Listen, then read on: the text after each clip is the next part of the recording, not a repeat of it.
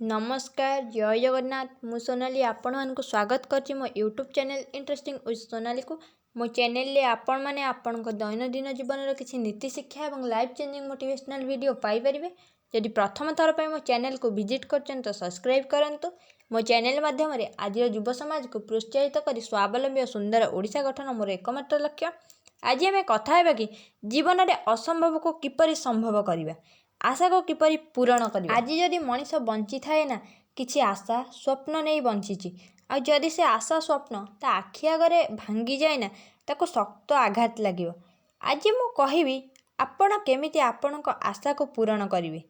प्रथम कथा होछि कि जीवन में सब बेले छोट छोट भूल को सुधार को चेष्टा करंतु, कहीं मनीष पहाड़ रे नुह पत्थर रे झुंटी थाए।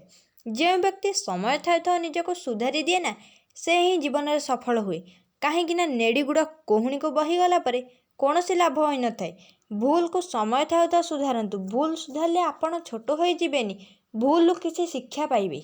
जो व्यक्ति भूल किसी शिखी सी हारिबा बा ताकू हरेइबा सहज नुहे। दुख आ भूल मनीष को जीवन अमूल्य शिक्षा देवाई ही आसी थाए। जीवन में शांत एवं स्थिर रुहतु, कहीं लुहा थंडा थिबा समय रे मजबूत थाए, जेते बेले गरम थाए ना ताको विभिन्न रूप दि जाए।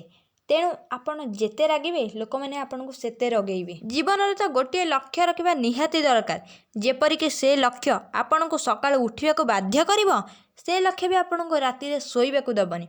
निजको केबे छोट मने करबेनी, कहीं समस्तଙ୍କର जन्म किसी निर्दिष्ट कारण पई होइताए।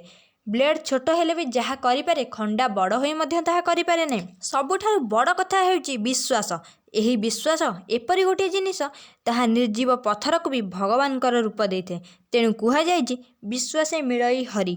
आपण आशा पूरण करिया को चाहछन्ति तो निज ऊपर दृढ़ विश्वास रखनु। हाँ मु निश्चय मो आशा पूरण करिके ही रहिबी। भूल थिले भगवान को नुहे बरम निज कर्म को ही डरंतु, कहीं भगवान तो क्षमा करदेवे किंतु कर्मर फल तो निश्चय भोगिबा को पड़े। तेणु मालिकारे कहा जायछि कर्म फल प्राणी अवश्य भुंजई के करी पारिब आन, सत कर्म फल प्राणी जे लंघिब कर्म बड़ बलवान। मनीष गोटे एपरी प्राणी जार आशार शेष न थाए। गोटे आशा पूर्ण परे नूतन आशाटीए जन्म निए। सेही आशा नहीं मनीष जन्म ठारू मृत्यु पर्यंत एक लंबा यात्रा को समापन करते।